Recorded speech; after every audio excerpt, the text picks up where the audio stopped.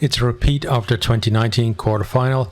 Will it be a repeat result, or will Ireland finally make that semi-final? My name's Mark, let's talk rugby.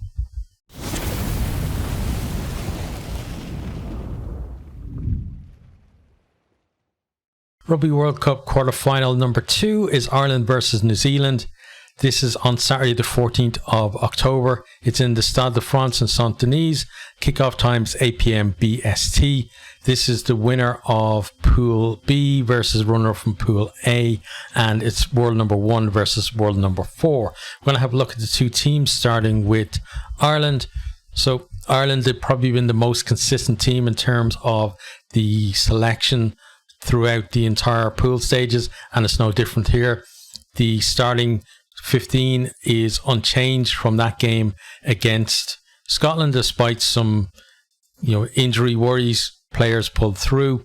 Replacements, we have a couple of changes, but we'll get to them once we get down there. So let's start at full back, and we got Hugo Keenan there. He's going to be tested in the air, like he's not used to. I would say he's decent in the air, but the All Blacks, they love kicking and then trying to retain the ball, and he's got to be spot on this one. He'll have a lot of pressure on him. He has the ability to do it. It's whether he can do it under that amount of pressure. The same for right wing Mac Hansen. He's going to have the same situation for him over there as well. The whole Mac 3 really, but Hansen, he came through that calf strain, and I think he's probably due a big game now with a try. At least that's what I'm hoping. Into the centres, you've got Gary Ringrose, who really has improved as the tournament has gone on. People talk about his defence not being as great, but the guy is really hot on attack in the moment. Bundy Aki, probably Ireland's player of the tournament.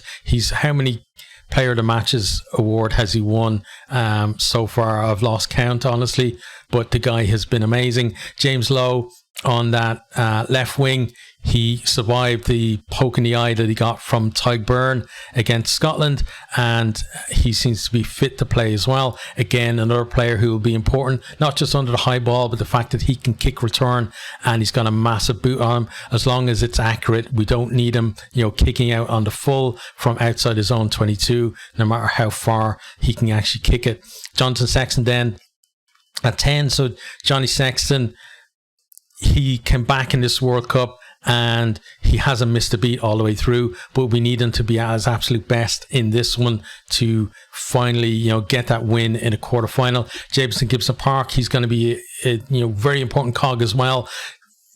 Getting that quick ball away from that breakdown area and just keeping that momentum going is going to be so important, but also not just his role in terms of passing the ball or moving it from the breakdown, also calling in the reinforcements when they're needed if New Zealand decide to flood the breakdown and try and slow down Irish ball or turn it over. Into the pack then, front row, Andrew Porter, hasn't been great at the start of the season, but he really has improved as it's gone on, and the same with this Rugby World Cup. He's hitting some really good form now, and we're seeing his contributions around the park, not just in the tight and the set piece, but and that's when it says to me that he's really is hitting form. Dan Sheehan there, he's back starting. He seems to be fully fit. We're going to need some magic from him, but also he needs to hit his men in the line out, and he needs to scrummage well. Tyke Furlong,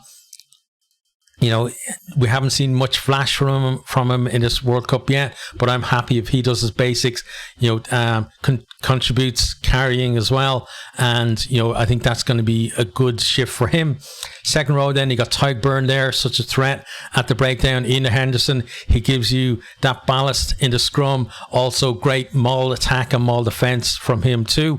Peter O'Mahony, another major threat at the breakdown, another line-out option as well.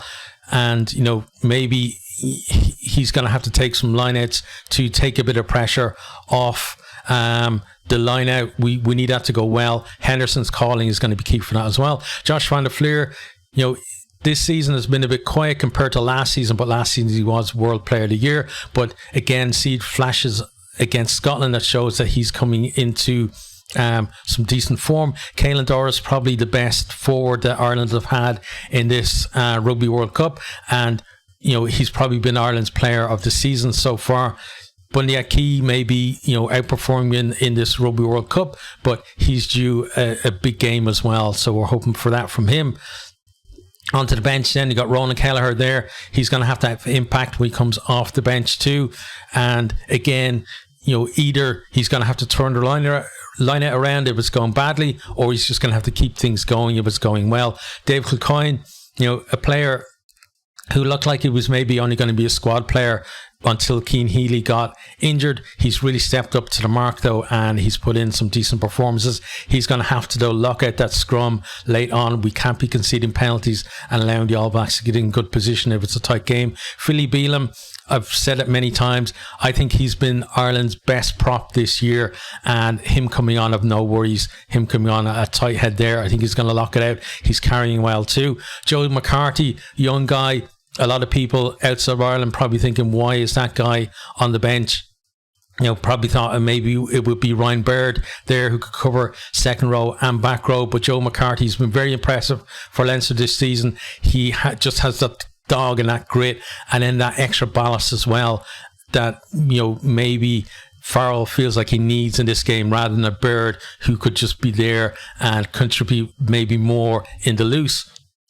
So McCarthy is there basically to come on and just to continue grinding away, rather than being like a flash player the way that Baird might be. Jack Conan though can bring a bit of flash. He still does the hard yards, the hard work as well, but he loves a carry, he loves an offload too, and he may either get himself a try or offload for somebody else to score. Conor Murray, in terms of Ireland backs, he's one of the most improved in the last season. Last year, I honestly thought that he was finished as, a test option for Ireland. He dropped so far down in the pecking order, not just for Ireland, but for Munster as well. He's, almost reinvented himself. He's sped up his game, and it really is suiting Ireland now, and that's why he is there on the bench. Jack Crowley, young guy who seems to have zero fear. He's going to be in the pocket if he needs to be to kick a drop goal, and he can run that back line as well. And, different to other Rugby World Cups, at least in my memory, I'm not afraid of the replacement 10 coming on and, coming on for a decent amount of the game either. Jimmy O'Brien, the only Irish player who hasn't seen game time this Rugby World Cup. He's so versatile though. I think the whole thing with two wingers going down last week meant that he pipped McCluskey to come onto the bench there. He can cover wing, he can cover the centres as well, and he can put him at full back, so he's the perfect 23 really to have there. On to then the All Blacks team, and this is an impressive team too. The Ireland team looks good, but this looks like a really good team too. Front row, we got Ethan de Groot, Cody Taylor and Tyrell Lomax. So de Groot and Lomax, coming into the World Cup, they were the starting props for New Zealand. They're very destructive in the scrum as well, so Ireland are going to have to be at their best here and not let these guys get on top of them early.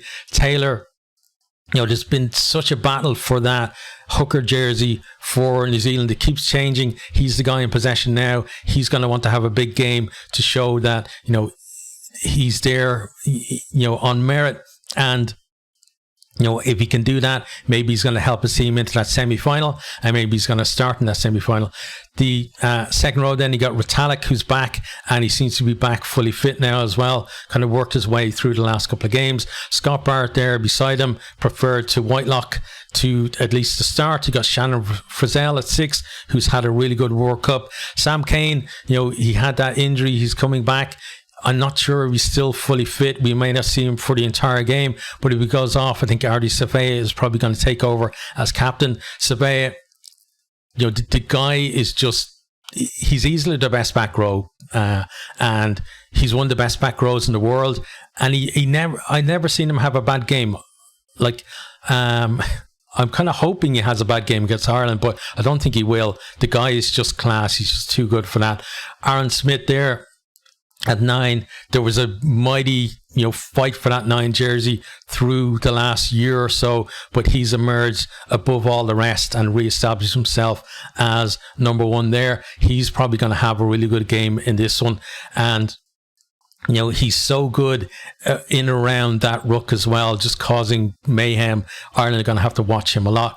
Richie Mwanga, another guy who had to battle for his jersey, but his performances have proved why, he's the guy to have 10 on his back.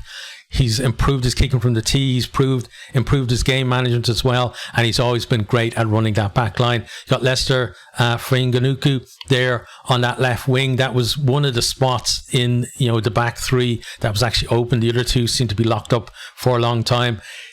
He's had to spar with a lot of other really top class wings, but he's the guy that's come out on the top for this one. He's going to be looking, hungry to score tries against Ireland. In this one, Ireland are going to have to watch him and try and keep him quiet if they're going to win. Centres then, you got Jordy Barrett and Rico Ioane. So, they tried so many people next to Ioane to try and get that combination there. And then Jordy Barrett just slotted in, and, the two guys just clicked. And they give New Zealand so much there in the midfield. It's going to be amazing. I think two really good midfields going head to head here. Slightly different skills on either side, but still, both top class operators. And, I'm really excited about how they're actually going to go head to head. Will Jordan, the guy's going to score a try in this game because he scores a try in every game. It's whether it's going to be a game-winning try or whether, Ireland can actually build enough of a lead that it won't actually matter. But the guy's going to score a try, and I don't think I'm going out on a limb saying that. How many games has he not scored a try in for the All Blacks? Beauden Barrett there at 15. The guy is just a class operator. He's so fast as well that, Ireland on breaks, even if you get behind you think you got a 10-meter start and you think you're in for a clear try, this guy is probably going to catch you.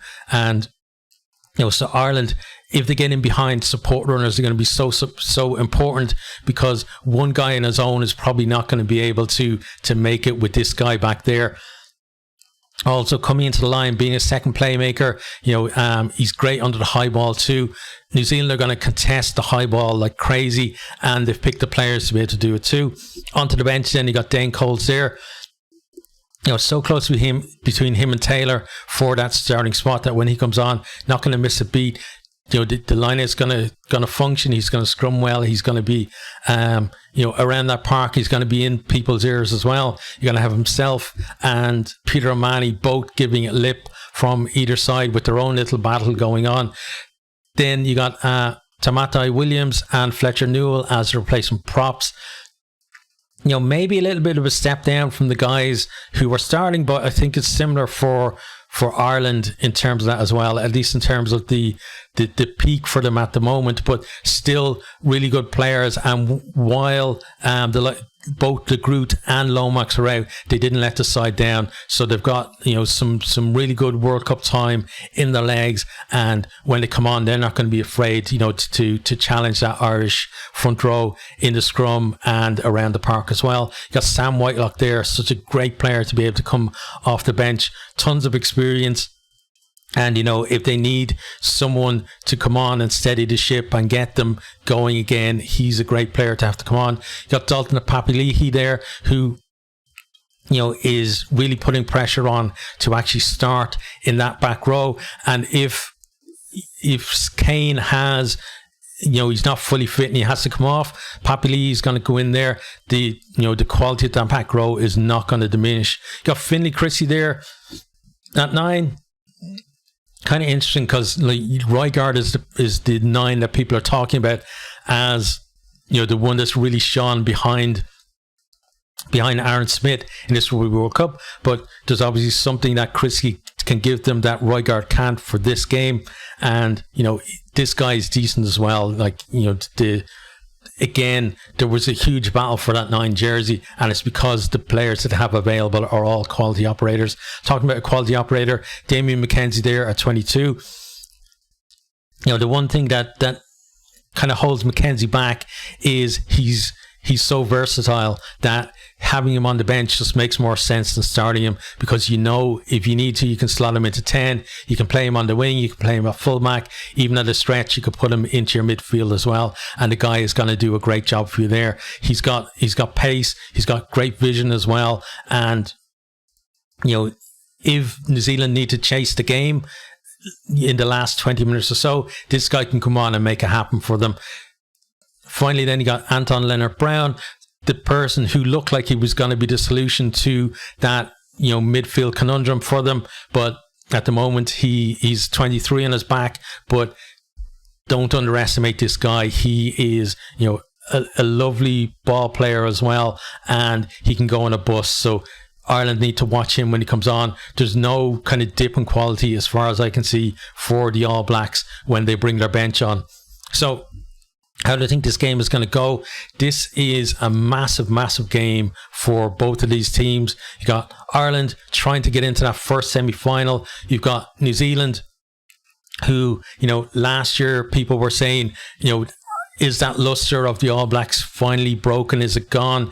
They then went on an 11-game unbeaten run, and then they lost that opening game against France, and then people were saying, and they had that defeat as well, that massive defeat against the Springboks in the warm-ups, and people were saying, oh, well, the All Blacks are gone now. But then through the rest of the pool stages, they just showed how much grit and how much determination to have and how much talent is there in New Zealand. Maybe the cream is not quite as good as it used to be, but look at the players there. Like there's so many top quality players in that team, and if they click, they've every chance of beating Ireland. Whoever wins this game is gonna have to be at their absolute best. I think even like just a few percent off your top performance is not going to do it for you. So it's all about whoever is going to perform on the night. Ireland at the same time, like, they've got a fantastic team too, but if they're a little bit down, that's going to be enough for these guys to be able to exploit that. I think a fast start for either team is certainly going to give them a leg up, but both teams have shown that they can turn the game around. And what could be key in this game is not whether you can turn the game around once, it's whether you can turn it back again. So if you're on top and then the other team come back at you, can you then turn that momentum back in your direction? Ireland, people talk about them being able to troubleshoot on the field. They're probably going to have to do that in this game. If they can do that, they're going to win. If not, they might be in a little bit of trouble if the All Blacks get a bit ahead, head of steam going, because this team, we see them, they score tries and bursts. They very rarely just score the one try and then that's it. They get over, and then from the restart they get over again, and suddenly your quote unquote comfortable 12-point lead is suddenly now you're behind, or it's even, and you've got to start again. And that's where that ability to wrestle the momentum back is going to be so important, I think, in this game. So who do I actually think is going to win? Honestly, I don't know, but because I've honestly struggled so much with all of these quarterfinals, but I have to back Ireland. They're world number one. I know we've never won a quarterfinal, but it's I don't know why, but I've got this feeling, and it's kind of similar to the way I had when Ireland had that. We had that one where we just about lost to New Zealand in Dublin, where we thought we were going to beat them for the first time. That felt to me, in terms of Ireland and World Cups, that felt like the Joe Schmidt era, and the Andy Farrell era feels like that kind of soldier field type thing where we finally beat the All Blacks for the first time. It feels like something is building, something is coming in Ireland. Maybe it's just I'm very rarely optimistic for Ireland in Rugby World Cup quarterfinals, because I've been there before. I've been at World Cups where we've absolutely bombed out in the pools. I was at the 2007 Rugby World Cup when it was in France before, and I actually had my quarterfinal ticket and I got refunded because we didn't make it there. And I lived in Japan during the 2019 Rugby World Cup as well. So I know what the past is like, but I think Ireland are actually going to do it this time.